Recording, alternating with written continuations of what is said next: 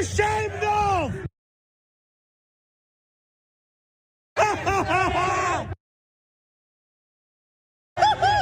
Is that the best you got? Where's your face? You don't belong here. Where's your face? Show me your face. I don't even know who you are. This is my face. Your people poop in the street. Your people poop in the street. You don't know my people. Your people poop in the street. You don't know my people. You don't know my people. Oh, I do. It's out India, bro. Dude, Where the f*** am I from? because you have on your skin. You guys, where's your faces? Where's your show me your faces? Cowards! Cowards! All of you! Cowards! All of you! Cowards. Cowards! Cowards! Oh, almost saw his face! Oh, I almost saw his face! Cowards! At least this guy's got his face open. The rest of them are cowards! Cowards! Cowards! Your grandparents would be ashamed! You got to love the allies, right? All right, let's put it up full mass. I will explain to you what you just saw. Per NBC News and local authorities, a small group of neo-Nazis marched in downtown Nashville, Tennessee on Saturday, drawing a few vocal opponents and ultimately leaving following a challenge. The Nazis, all men, wore red long-sleeve T-shirts and black pants. They were color coordinated. And some carried black Nazi flags. So this is the rebranded Nazi party, okay? They went to Target. They got red shirts, black pants, and they now have new flags, okay? Neo-Nazi demonstrators carried flags with the infamous swastika, walked around the Capitol and parts of downtown Saturday afternoon. Nashville police said in a statement no arrests were reported, and the group left in a U-Haul, which has become kind of the normative traveling apparatus for these feckless cowards. They left in a U-Haul box truck and ultimately exited Greater Nashville, indicating the demonstrators may have been from, out of town. All right, let's put it up. Marchers' red shirts included the words Blood Tribe, a white supremacist membership organization founded in earnest in 2021 by former Marine Christopher Polhaas, according to the Anti-Defamation League. Now keep that up. Understand, they can call it an organization. They can contextualize it as a group. These are gang members. Understand this. These are gang members. They are, in fact, criminal. They are criminal. The men-only organization says softer politics in favor of loud and showy demonstrations and hardline stances on notions of white superiority. The group, which the ADL says emphasizes physical fitness and a warlike mentality, has focused mostly on disrupting events oriented toward the LGBTQ community, such as drag queen story hour readings for children. I mean, that's to them, that's the thing to do, to disrupt people reading books, okay?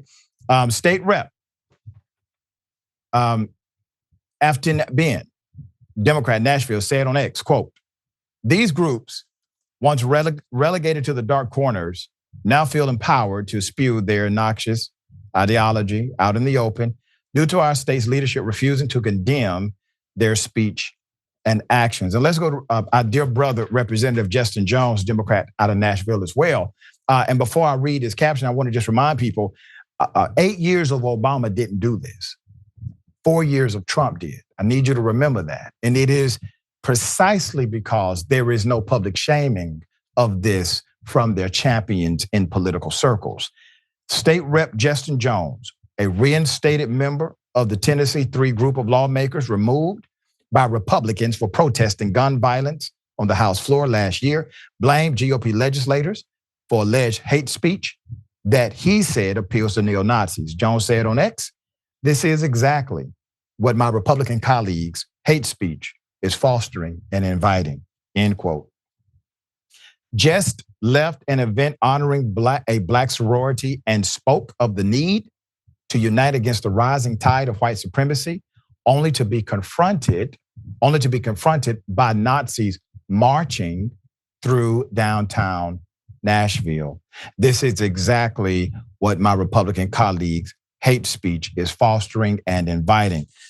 Let's go to GOP Governor Bill Lee. Now, Bill Lee, well, he condemned the group in a statement on X. Nazism, anti-Semitism should never be tolerated in any form. As Jewish people around the world continue to face persecution, Tennessee remains unwavering in our support. All right, Governor. Video showed a counter demonstrator following the men, as you heard, along downtown streets, not far from the Country Music Hall of Fame and Museum. They felt safe there. Challenging participants to show their faces. He wanted them to be proud of who they are. His video captured the march and his reaction.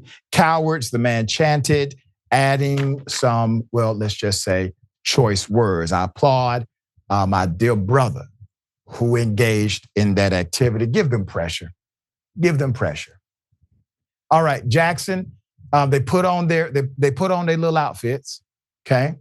They typically will cover their faces. But you got to think about the strategy, man. Like, they literally go out of their way and get coordinated clothing in order to do this. And somebody rents the U-Haul and they all just pile in and go around non-confrontational cities, because I promise you, they're not coming to Atlanta on Glenwood, right? In order to do these demonstrations. What say you? I mean, well, I think one of the important things to remember is the reason that they're covering their faces. And it's because these people in these kinds of movements, in fact, are in the minority.